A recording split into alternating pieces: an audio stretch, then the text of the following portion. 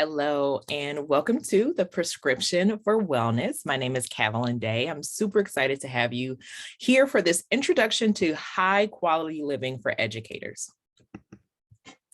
Now, our goals for today are to discuss educator wellness and some of the common barriers that you may feel as you kind of have this quest for being your best self and living your best life.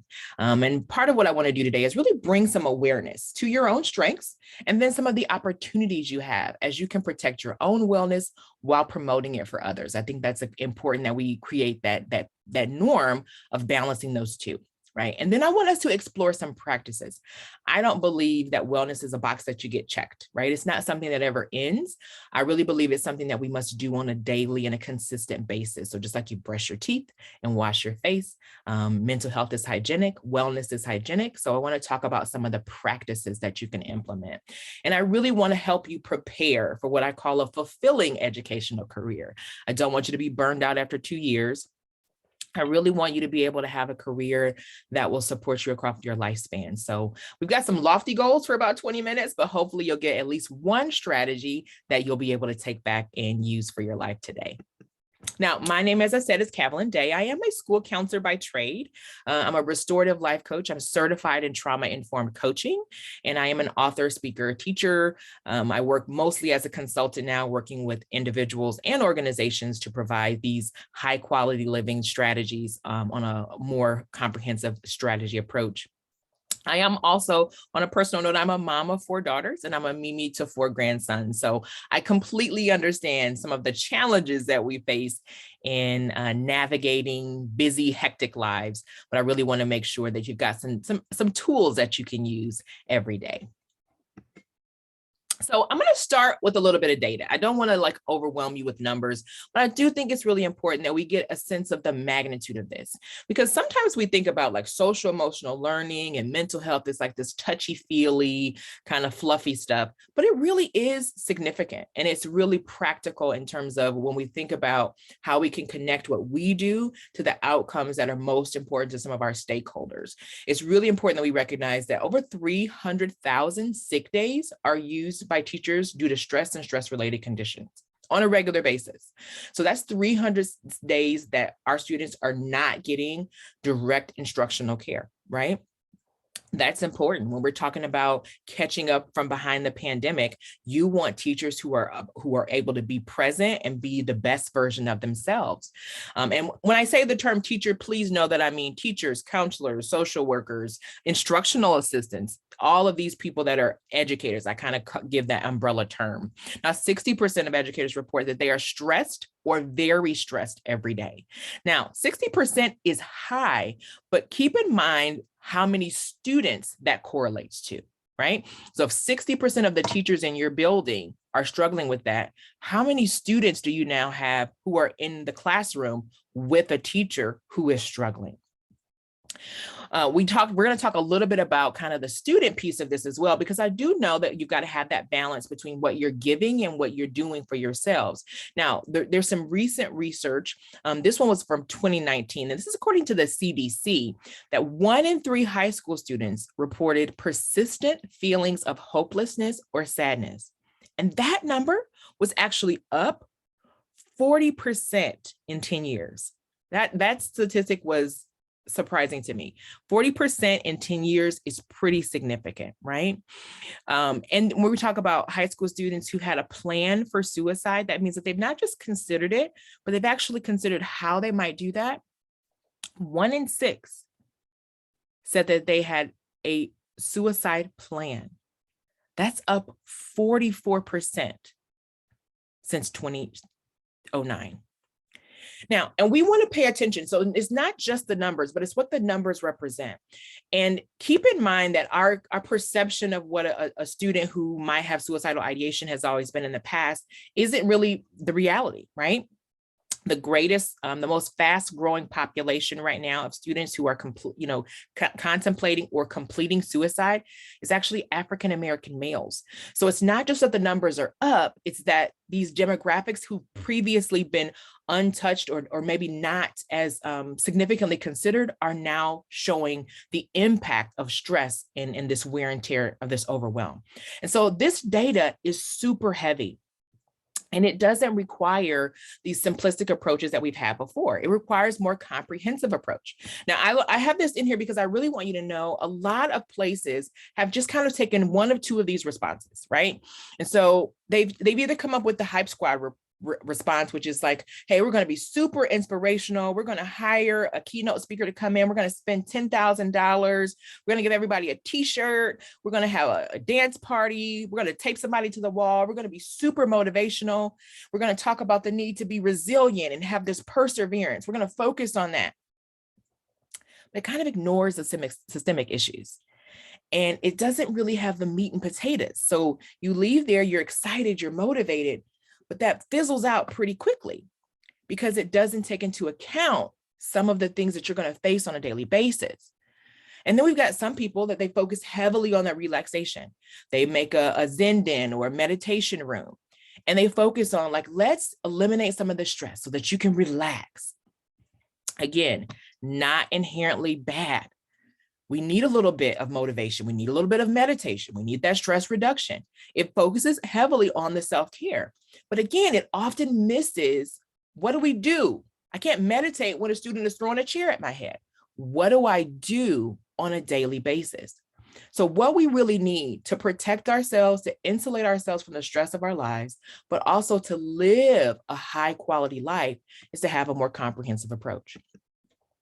And the reason for that is the stress response system that our body has been built with really requires more attention. So what I like to explain is the stress iceberg. So we sometimes think about money and conflicts with family and stressful events as the stress of our lives.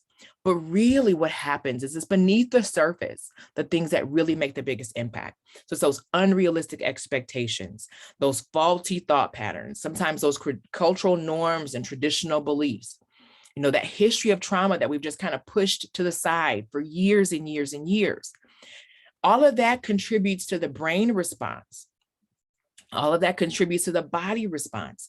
Now we're emotional. Our cardiovascular and endocrine systems are kicking into high gear. We've even had these, memory be compromised. And eventually what happens is, unnecessary processes slow down. They go away. Our body doesn't digest food while we're in this stress mode. Now we've got stomach aches and we've got kind of stomach pain. So all of this adds to the problems that we see that creates this need for a comprehensive approach. And this is the comprehensive approach I really want you to get a hold of today. We'll spend the rest of our time talking about this. It's the 6 dimensions of wellness. So when you think about what practices can I actually use to help myself be well, I want you to think it's not just stress reduction. It's not just motivation. It's about the way in which we live our lives. You may have seen the life balance wheel before. And if you haven't, it's a really simple thing to Google online. You want to give yourself kind of a rating between 0 and 10 for each of these areas of your life: your physical health, your emotional health, your mental or intellectual health, your social health, your spiritual or personal health, and your financial health. And you want to decide which of these areas needs a little bit more of my attention. And I'm going to go through a little bit of how you can have 1 or 2 practices in each of these areas as we go through today. But I really want you to think about yourself as a whole person and how can you support your whole being well, okay? Now you're saying like, this sounds great. This is great, Kathleen, but how am I supposed to do that? Now we're going to talk about some of those practices. So when it comes to physical wellness, this is anything to do with your body. So not just the way your body looks, but the way your body feels. And the number one thing that I want people to focus on when it comes to their physical wellness is improving the quality of your sleep. We are the most exhausted, under-rested, overstimulated that we have ever been, probably in all of history.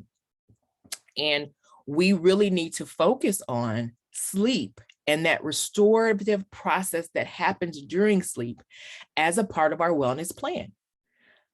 Now, everybody talks about drinking water. Everybody talks about exercising, cutting out fat, but this is the first place that you really can improve the quality of your life. So set a schedule, decide what time you need to get up, recognize how long it's going to take you to fall asleep, and stick to it. Spend some time during the day in natural light. If you don't have a window, make a conscious effort to step out of your office and walk in front of a window or step outside. At night, regulate your bedroom temperature. 68 degrees is actually what research says is the best for you. And then as often as possible, reduce your caffeine, nicotine, and alcohol so that your body can naturally go into a circadian rhythm and not be stimulated by these outside forces, right? Your physical health, improve your sleep. In terms of your emotional well-being, the most important thing I think here, we gotta, and I think we see this oftentimes in the education world, we actually function with a lot of cognitive distortions. So when we think about cognitive, that's the brain, the way that our brain works. And a distortion is, I've got this image of the distorted mirror, is we look at things from a not clear perspective. We see them in a distorted way. And so these are some of the most common cognitive distortion: magnifying or minimizing, overgeneralizing, magical thinking, jumping to conclusions, disqualifying the positive, and all or nothing thinking. I see these every day when I'm working with educators, right? Are common, and this is really the way our brain naturally works. Like, we look for patterns and we look to be able to categorize things. However, if we over time get into the place where we ignore some of the outliers, we can become distorted, like in our perception. And in terms of how we respond from an emotional place, this is what can set us up for having a lack of emotional wellness. Okay. Remember, when we think about that CBT, so that cognitive behavioral therapy, we want to focus on what we're thinking, what we're feeling, and then what we're doing. So what we're thinking is the place that I want you to focus in terms of your emotional well-being. So make sure that you're not magnifying problems or minimizing, successes, right? Make sure you're not overgeneralizing the things in your life. So really think about your thinking. Avoid jumping to those conclusions whenever you can. That emotional well-being really will benefit you in the long run. When it comes to social wellness, this is one that was absolutely impacted during the pandemic, right? You want to go back to focusing on those relationships, right? Prioritize time in your relationships at least once a week, whether it's a romantic relationship, a relationship with your children, a relationship with your friends or your parents. It may not be a huge event. A lot of times we have these huge holiday events and these, big family traditions, but we don't see each other in between time. That social connection of a text message or a quick phone call or a quick FaceTime, those really can benefit you in terms of your overall well-being. Set healthy boundaries. If you struggle with healthy boundaries, I'm telling you, this is one that will change your life. Set healthy boundaries. Show appreciation as often as you can, but be really clear about where you end and where your family and friends begin, right? Show appreciation in verbal and nonverbal ways. When it comes to spiritual wellness, this is actually not just about religion. Okay.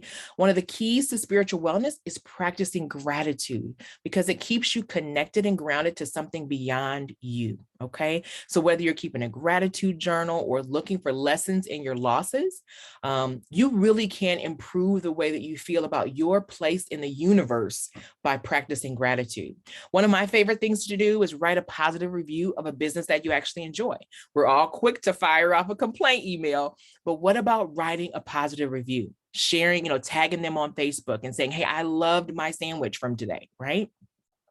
Take a complaint-free challenge. This is so much harder than you would think it is, but going 7 days, 30 days without complaining, really, really challenging, but it will improve your overall well-being, right? Set a reminder in your phone to pause and just be grateful. Right. One of the things that you can do, think of those 3 things before bed every night that you're grateful for. That can actually improve your sleep. And if you, take that moment to pause, that is a really practical way to be mindful, right, about the things that you have. And then last but certainly not least, when it comes to your financial well-being, this is one of the things that I think as an educator, we often are very frustrated by. We don't get the pay that we deserve within the fields that we're in, but you do have some control over your financial well-being. So some people will call it a budget.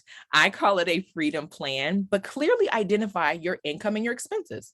Very, very basic. And whether your number is right side up or upside down, that's okay. You just got to start where you are. Then set some long-term and short-term financial goals, right? And create these targets that you can hit on a weekly, monthly, and even yearly basis. And then reward yourself for each small step of success. It's not just about cutting out things that you love. If you want to have a Louis Vuitton bag, have one, but just budget for it so that it doesn't come back to haunt you in the long run. When it comes to mental and intellectual wellness, know that multitasking is one of the least beneficial things for your well-being that you can have, right? You want to look at how you can avoid looking at your phone while doing other activities. Make a list of your priorities and outsource whenever you can. Turn off any extra notifications, clear that clutter, do your brain dump, and do less throughout the course of your day. Multitasking actually decreases your creativity. It can also increase your levels of anxiety. So if you can focus on being single-tasked in what you do, you will feel better all over. Now, I just said that I wanted to talk just a little bit about student wellness. And I think it's important that we remember when we're looking at a 17-year-old, that 17-year-old that walks into your office, they have experienced Hurricane Katrina, the presidency of Barack Obama, numerous natural disasters that might include wildfires or tornadoes, right? The collective community grieving that comes from seeing someone like a Kobe Bryant or, some of our martyrs that have been, the faces of these social justice movements. They have experienced the founding of Instagram and social media, right? They've witnessed 14 mass shootings in just 2022 alone. These kids have had an entire lifetime of experiences in their short 17 years of life. And some of them have not had the resources or the tools that they really need. So when we're talking about student wellness, please understand your most valuable asset is still the relationship that you have with the student. So really focus on that and then just introduce the concept of just holistic wellness, right? Introduce this idea that you're not just a physical being. You're also a spiritual being. You're also an emotional being. You're also a social being. Have this concept. Know that they may not be having this concept with anyone else in their life but you. Really teach these practical strategies like what you've learned here today. And then remember, when you're talking about students, this is my favorite mantra. Some plant, some water, and some harvest. Some of us are going to be fortunate to where we will be able to plant, water, and harvest with the same kids, but most of us will not. Sometimes we'll be planting, we'll be passing them off to the next one. Sometimes we'll be watering them and we'll never get to see the harvest come through. And some days we get to see this bloom in front of us. That is a student who is really stepping into all that they were placed on this earth to be. Remember the days when you're planting, you may leave exhausted. The days when you're watering, you may leave exhausted. That's why that gratitude for those harvest days is so, so critical. And encourage them to think about their lives in the same way, that what they're planting today will come back tomorrow, whether that be positive or not so positive. Have that concept, that conversation with them as well. So as we wrap up today, what I really want you to think about, what do you need to start doing? Go back and watch this again if you need to. What do you need to start doing? What do you need to stop doing? What are you saying like, ooh, I've been doing that. I need to cut that out. What could you just do a little bit less? Like, what are you doing? But it's not necessarily bad, but you're just maybe doing a little too much of it. What could you do a little bit more of? What could you add a little bit more of? Oh, I've been doing that, but just not as often as I should. I want to add that instead of once a week. I want to do that a couple times a week, right? Take action to improve the quality of your life. Please, please, please. I'm so grateful that we have had this time together. Please do me a favor, keep in touch. So you can reach me on my website, or this is my actual email address, and you are welcome to shoot me a message if you have any questions or just want to get some feedback on something. I am on Facebook, Instagram, and even on TikTok. So you can find me in all of those places.